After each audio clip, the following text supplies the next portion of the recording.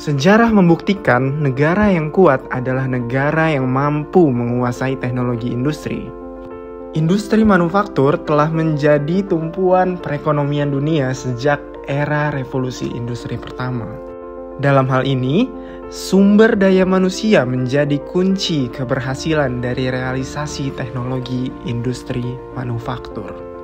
Negara-negara membutuhkan lebih banyak ahli di bidang mekatronika. Apa itu mekatronika? Dan bagaimana seorang ahli di bidang mekatronika dapat mengambil peran penting dalam revolusi industri selanjutnya? Simak video berikut ini untuk tahu jawabannya. Halo semuanya, sebelumnya perkenalkan dulu, namaku Abi, dan di video kali ini aku pengen sedikit sharing tentang jurusan mekatronika, yaitu adalah jurusan yang sedang kutempuh saat ini pada pendidikan vokasi atau yang biasa dikenal sebagai Ausbildung di Jerman. Nah, jadi teman-teman, untuk mekatronik sendiri itu adalah gabungan dari 3 bidang keahlian. Yang pertama, mekanika. Yang kedua, elektroteknik atau teknik elektro. Yang ketiga adalah informatika atau information teknik. Nah, dari ketiga bidang keahlian itu, teman-teman bakalan belajar semuanya dalam waktu 3,5 tahun untuk program Ausbildung di Jerman sendiri. Nah, detailnya gimana nih? Apa aja yang bakalan dipelajarin di jurusan mekatronika ini sendiri? Yang mekanik sendiri, kita bakalan belajar banyak tentang manufacturing, teman-teman. Inti dari manufacturing ini adalah memahami dan mampu membuat barang dari bahan baku atau material baku menjadi satu barang yang kita inginkan. Nah, contohnya untuk aku sendiri, project pertamaku adalah membuat miniatur mobil tuh dulu, teman-teman. Gimana caranya kita membentuk suatu benda atau suatu mobil ini, miniatur ya, dari besi yang bener-bener besi kotak gitu. Jadi nantinya menggunakan berbagai macam tahapan manufaktur, mulai dari mesin bubut, mesin milling, terusnya juga kita ngebor, pokoknya bervariatif banget. Dan tentunya buatku itu sangat menarik karena dari situ aku bisa belajar gimana caranya suatu benda itu bisa terbentuk. Nah, nantinya yang membuat ini tuh bukan kita lagi, tapi mesin. Tapi kita harus mengerti gimana caranya benda itu bisa terbentuk dari awal. Dan kita harus bikin dulu, baru kita nanti akan mengerti seberapa pentingnya mesin-mesin industri ini dalam kehidupan kita, gitu. Jadi itu sih yang menarik menurutku untuk di bidang mekanik. Membuat suatu benda tuh dari nol sampai jadi barang yang kita inginkan.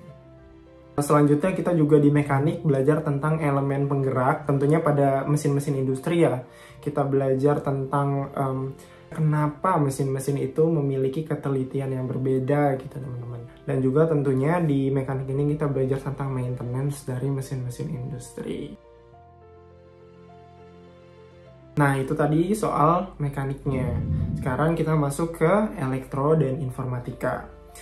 Jadi elektronika ini adalah basis dari program Ausbildung Mekatronik sendiri atau jurusan mekatronika. Karena 60% bobot dari jurusan mekatronika sendiri itu terdiri dari gabungan elektro dan informatik tadi. Apa aja sih yang bakal kita pelajarin?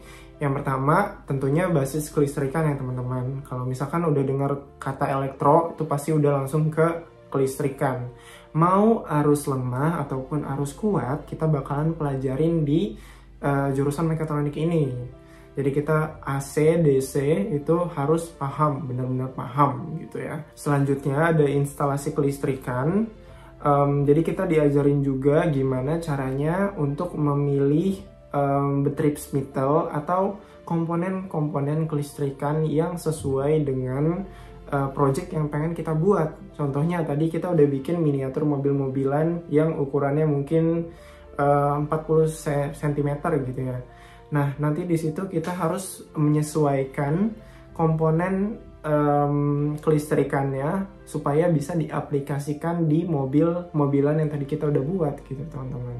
Nah, jadi kalau misalkan aku dulu juga untuk bidang listrik ini dikenalkan kepada Deutsche Bahn. Jadi belajar banyak tentang sistem perkeretaapian listrik di Jerman.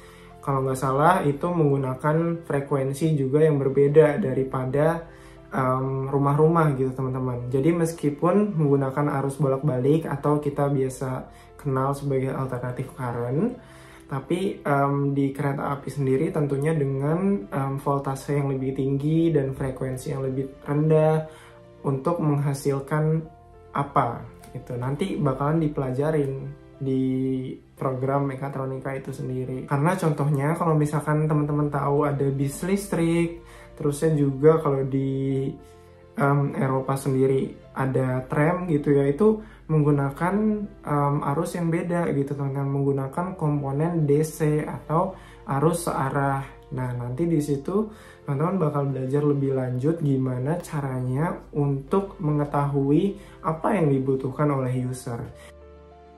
Nah jadi teman-teman, salah satu juga yang sangat menarik dari program atau jurusan mekatronika ini sendiri adalah bagian informatikanya nih. Karena di sini buatku yang jadi fundamental dari dunia kedepannya. Karena dunia pasti bakalan terus bergerak menuju dunia digital atau dunia yang penuh dengan robot-robot, otomatisasi industri, komponen-komponen industri yang sudah terintegrasi dengan industri 4.0 atau nanti bakal lanjut ke industri 5.0.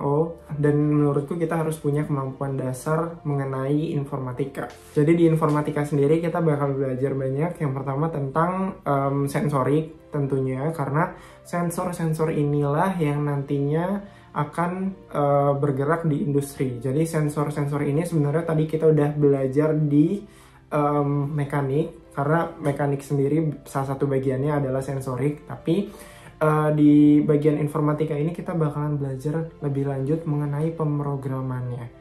Bagaimana suatu sensor bisa mengenali kalau itu adalah itu gitu. Contohnya sensor pendeteksi melalui induktivitas. Kenapa sensor ini bisa mengenali induktivitas dari suatu benda? Nah itu kita bakalan belajar di jurusan mekatronika ini sendiri. Selanjutnya juga ada pemrogramannya nih teman-teman, khususnya sistem otomatisasi industri. Contohnya ada PLC, ada microcontroller. Nanti kita semua bakal belajar bagaimana cara memprogram sesuai dengan kebutuhan dari user atau dari pelanggan gitu. Selain itu juga ada pemrosesan data, kita bakal belajar tentang bilangan biner, terusnya heksa, terusnya dual system atau bilangan yang paling dasar banget. Nanti kita bakalan diajarin tentang sistem dari informatika itu sendiri. Dan yang terakhir dari informatika ini tentunya outputnya adalah robotika teman-teman. Karena nantinya kita pengen hidup kita pasti lebih mudah gitu ya, atau hidup manusia lebih mudah, dan yang akan membantu kita untuk mencapainya itu adalah robot-robot industri. Gimana caranya biar robot-robot industri ini bisa bekerja sesuai dengan apa yang dibutuhkan dan tentunya juga handal gitu dalam mengerjakan tugasnya. Nah, selain yang udah kita pelajarin di bidang keahlian kita juga bakal belajar tentang quality management, karena ini adalah satu hal yang sangat penting di Jerman sendiri khususnya, karena kita harus belajar semuanya itu tergantung dengan norma-norma industri yang ada di Jerman. Kalau di Jerman sendiri ada yang namanya DIN atau Deutsche Industrie Norm, dan juga kita harus mematuhi aturan-aturan yang sesuai dengan DGUV namanya, atau Deutsche Gesellschaft Unfallversicherung. Jadi kita di situ bakalan belajar bagaimana memilih komponen-komponen yang sesuai dengan dua aturan tadi, supaya nanti jadi salah satu tindakan preventif dari kecelakaan-kecelakaan kerja yang sering terjadi. Nah, sekarang masuk ke prospek dan dunia kerja dari mekatronika. Ini salah satu yang paling penting juga, karena teman-teman pasti nanti outputnya pengen tahu dong gimana kalau saya sudah belajar dari A sampai Z tentang jurusan mekatronika, nanti kedepannya gimana? Apa yang akan saya kerjakan gitu di industri, apa yang akan saya lakukan nantinya, kegiatan sehari-hari saya dan dunia kerjanya akan jadi seperti apa. Kita mulai dari prospeknya dulu ya teman-teman. Menurutku dari program atau jurusan mekatronika ini sendiri itu sangat-sangat tinggi prospeknya atau kebutuhan di industrinya, karena teman-teman tadi udah aku jelaskan juga, mekatronika ini gabungan dari 3 bidang keahlian yang sangat dibutuhkan oleh perusahaan: mekanik, elektroteknik, dan informatik. Ketiga bidang ini adalah fundamental berdirinya suatu industri. Karena mau industri perkereta-apian, mau industri pengolahan sampah, mau industri pembuatan komponen handphone gitu ya, semuanya tuh butuh yang namanya sistem mekatronika untuk bisa merealisasikan satu bendanya dengan presisi, dengan kehandalan yang dibutuhkan, dengan waktu yang sesuai dengan yang diharapkan. Itu tuh semuanya dibutuhkan oleh perusahaan. Gimana caranya? Ya melalui tenaga kerja ahli di bidang mekatronika supaya bisa memastikan bahwa produknya ini sesuai dengan yang diharapkan.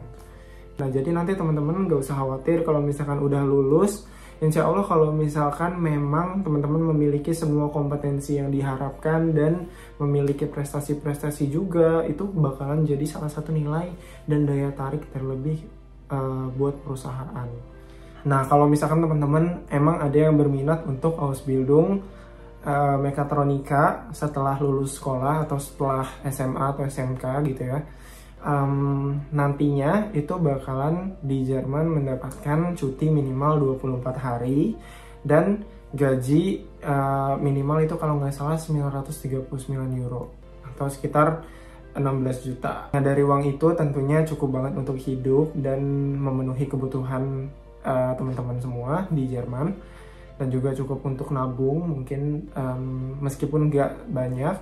Dan setelah teman-teman lulus atau setelah teman-teman menjadi tenaga kerja ahli, nantinya bakalan dapat gaji yang lebih tinggi tentunya. Rata-rata gaji dari seorang mekatronika atau mekatroniker sendiri itu adalah 2.800 euro untuk brutonya atau gaji kotornya.